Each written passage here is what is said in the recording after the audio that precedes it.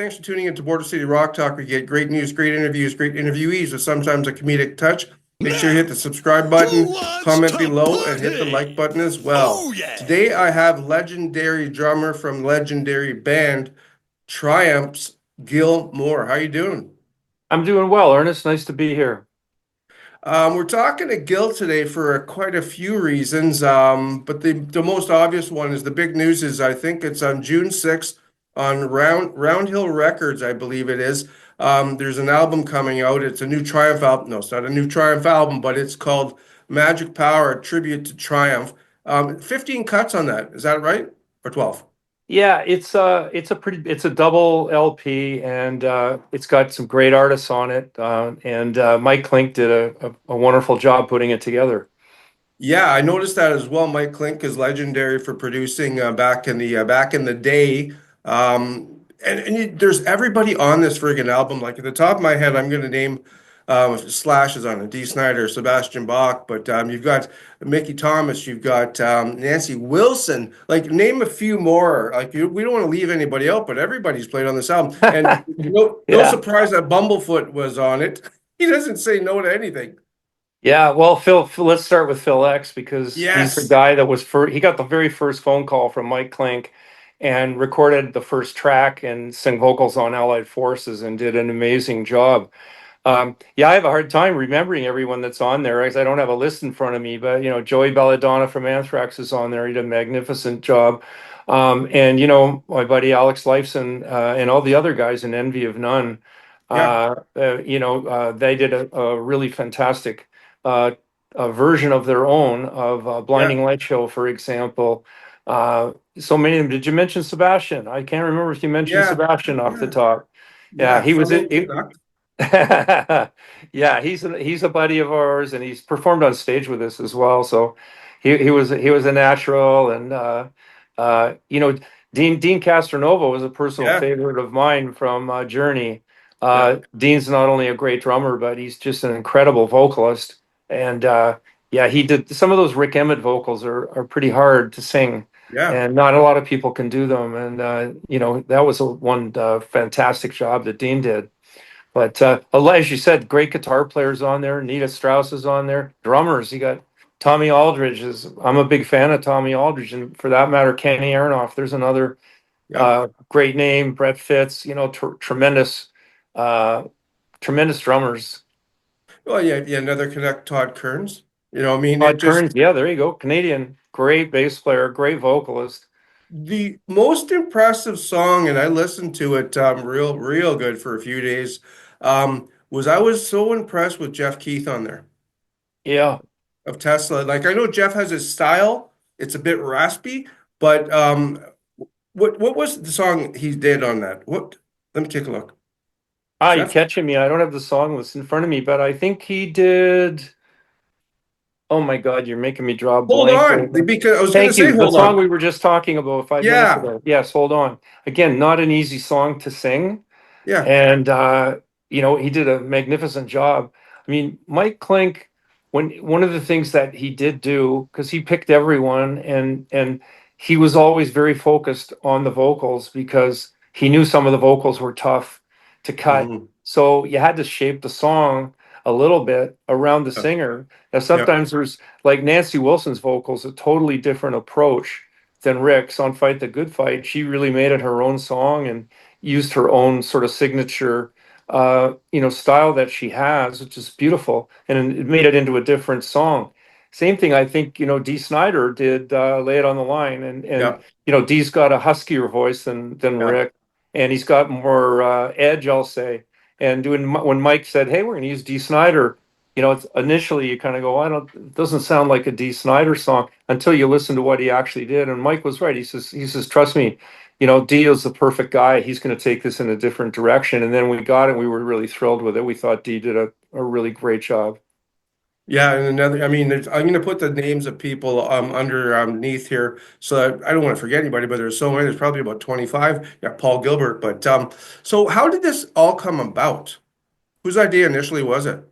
So yeah, I guess that maybe the seed of it was our label, and asking us like, well, what do you guys feel about it? And I think initially what happens, Ernest, is you don't feel you just never start out as a musician to ever think that someone else is going to do a tribute to your music. So it's Yeah, kind of a humbling thing that in the first place. And then it just seems like, well, who would want to do it? Now, when I asked myself that question, I said, well, if I was asked to play a track for another band, it was one of our contemporaries, whether I knew them personally or had ever played for them or not, yeah, I'd be inclined to do it if I liked the band and yeah, and I thought they were good guys. And I just think Mike Klink is such a I don't know. He's a fantastic engineer and he's a fantastic producer. And to be a producer, you have to be a psychologist. And right. I think Mike is just like Triumph loved him. I think a lot of the players like Mike. And so once he sort of took the wheel of the bus, so to speak, a lot of people jumped on the bus.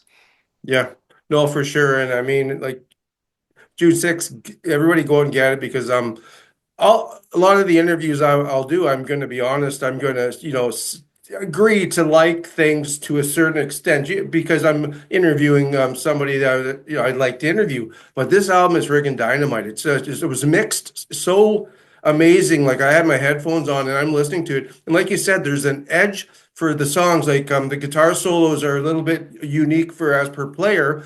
And the singing and the heavy bass, and it's just like when you first heard it, were you like floored, or you just been in the business so long that it didn't floor you, but it was great music. Well, I was floored by the musicians and the singers, their performances because they're all great. And I love it. Every time Mike would say, "Hey, listen to something," and he'd say, "What do you think?" And I would just my standard answer was, "Oh, it's better than us," No because way, no. I love what I was hearing so much, right? And so Yeah, we'd have that sort of a talk, and then we'd be serious, and he'd ask us for some feedback on it. But I got to tell you, Ernest, like this guy when you put Mike Klink on the big board and you put him in yeah, one of the best studios on the planet, yeah, because he only works in the best studios in LA. He did a lot of it at East West, I believe, but other great studios as well down there. So you've got, the best guy with the yeah, best gear, with the best reputation. Is it yeah. any wonder that, the soup that comes out of the kitchen is pretty good? It's no surprise to me. So, Did did it get recorded? I'm sure they couldn't get everybody in the studio, but were there guys that went into the studio that were local to LA, or was it 99% done remotely? no, I would say a lot of it was LA, because a lot of the great musicians live in LA. Yeah. But you got to remember, this was done. Mike had one arm tied behind his back. This was done during COVID. So when Oh, some of the wow. videos come out, or not all during COVID, but for the most part, right? So you'll see videos Hmm.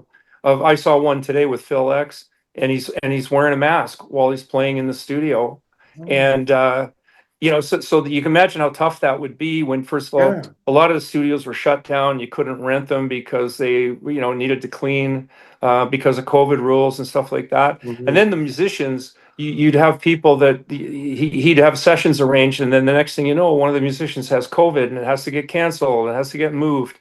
So it was against all odds that he was able to complete this because during COVID, this was not easy to do at all. Yeah, no, for sure. For sure, for sure. So everybody, I'm going to put links below. Make sure you go out and get it when it hits the shelves June 6th. What else is going on? You're mentioning something, and I said I was going to do it, Manic Mondays. What was that? What is that about? Tell us. Oh, we just completed Triumph was this year's anthem here in Canada for the Coalition for Music Education, and they run an event called Music Monday. It's a national event. It's all the kids in schools that are in music classes. So it turned out they had over 200,000 this year. It's the biggest they've ever had, singing "Hold On," which is a song that Rick wrote many years ago now, and Rick recorded a new version of the song for Music Monday here at Metalworks in Mississauga. But he did it instead of doing it with Mike and I. It was a completely different idea. So we had a children's choir from an elementary school. Yeah. We had some choir recordings from some high schools, and we had teachers and students are the actual musicians and singers. So it was a combination. Rick was the only professional, I'll say. Well, I guess you would say the teachers are professionals, so I don't want to make it sound like they're not. But if you know what I mean, they're primarily I know. teachers Yeah, and yeah. their students and the choirs, which of course are younger kids, and Rick. And it's a really nice recording of the nice interpretation of the song, and we were just glad to see like this immense reception that it got from all the way from British Columbia to Newfoundland.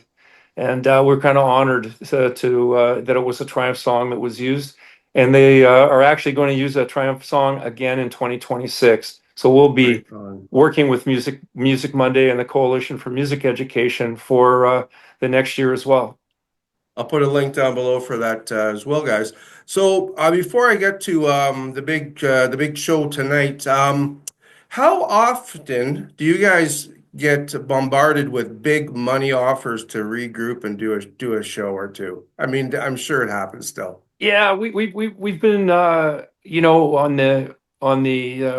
the recipients of those overtures, let's say, many times, as you said. And we've actually got something coming up, Ernest. We if it were possible for us to go back on the road and play just for no other reason than we feel like we owe it to the fans, we would.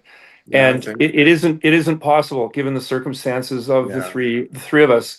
yeah, So we've got something I've been working on for about 5 years, called MXR Vision, which is a mixed reality concept that's never been done before, which involves like using three musicians that can knock the lights out of the music as well as play and go on tour and so on in our place, and mixing it with the three original band members being in the show virtually and combining it with some archival footage. And it's kind of a mix, between a concert, a bit of a movie, it's a bit of a play, it's a bit of a uh, theater, I'll call it, yeah, yeah. all mixed together. And we're hoping to launch that either later this year or early next year. We've been working on it really hard. Phil X will be the leader of the band. And, obviously his return to Triumph is something that Mike and Rick and I really love the idea of. And so I've been talking a lot to Phil lately about that. And he's got some tricks up his sleeve as to who the other musicians will be, that I'm not at liberty to say just yet, but I can tell you they're No, great people. And it was yeah. really a credit to Mike Klink again, because this idea, we were working on this concept. We were originally not talking about using any of the musicians from the tribute album because the tribute album hadn't happened. But we got to the latter stages of the tribute album, and we started talking about the musicians, and he said, "Well, you've already got the musicians. You just pick, start with Phil because he's a real Triumph member, and then just build it around Phil." So we took Mike's advice, and that's how it's gonna land. So we're really excited about that. And Mike and Rick and I, of course, are talking about it a lot, and talking with Phil a lot about it, and our manager a lot about it. And so it's a going concern, but I can't tell you when it's going to launch, Okay. but specifically. But I can tell you generally, either later this year or in 2026. I think we talked about it on the phone a few years ago, or it was Rick and I during an interview had mentioned it, one of the two. So that's great news. Everybody's going to be interested in that. Now, the big show tonight, I'm going to be watching it. Obviously, you were named after former Leaf Doug Gilmore. Are you getting set for the game tonight? Oh yeah, I got to watch the game. Of course, I mean we've been getting all these great notes and emails and texts from our friends and the music business and our personal friends and everything about all the Rogers Sportsnet Yeah, ad. And we're really happy because I don't know, me personally, all I can say, Ernest, is I never wanted to be a musician. I always wanted to be in the NHL, and the only thing that prevented that was talent. So well, just talent. I mean, you I still could was have made it. I was doing well when I was about 12 and 13 years old. My hockey career was going well. And Yeah, I, like all the kids I grew up with in Arundel, we all wanted to be in the NHL. That was everybody's goal. And as it turned out, none of us were good enough, including me. And I shifted over into drums and got into music right around that age, right around the 12, 13, 14. That was when the sort of the shift took place from hockey to yeah, music. So having our song in the NHL, I thought, okay, yeah. that's the closest I've ever been to the Stanley Cup, and I love it. it's kind of unique and funny too because Rick, he played over, I think in Sweden a few years ago, during the World Juniors. Yeah, and Triumph played in Sweden as well in 2008, but I believe you're right. That was one of Rick's solo gigs. And Yeah, it was yeah, during the World Juniors. They asked him to perform for I think the family of the kids that went to go over there. And then right now, you guys are front and center when people are watching the game. You have a prediction who's going to win tonight? well, you know what? I mean, I live right here in the GTA, right? So I've got my money on Toronto, but we'll Yeah, see. I hope so Yeah. too. I mean, Yeah, I really hope there's a big turnaround tonight and the boys have a good game. It's yeah, I mean, hockey's tough. It's like so many other things in life, right? There's no guarantees. And I was talking today with some of my friends here at the studio about the pressure that the players on the Leafs are feeling right now. And I know it's when you're playing hockey like I did as a kid, it's all fun and mhm. it's all about scoring a goal or stopping a goal and then cheering on after the game. But when it's professional and with the internet being what it is, so everybody's Yeah, got a phone, everybody's got a comment from the yeah, bleachers. I think the pressure on the players is tremendous, and you got to give the Leafs full credit for getting to this point. And yeah. I think that yeah, I know they had a rough game the last game, but so what? I think tonight is going to be the big turnaround. So I got my money on the Leafs. Me too. Yeah, so everybody, well, thank Gil for coming on to this interview. Couple cliche questions. Well, here's a funny one. I ask my interviewees their favorite Canadian artist, although 90% of my subscribers are from the States. It's always Rush or Triumph. But if you have to name a favorite Canadian band aside from Rush or Triumph, who would you say is up there, Gil? Well, I'm partial to some of my friends.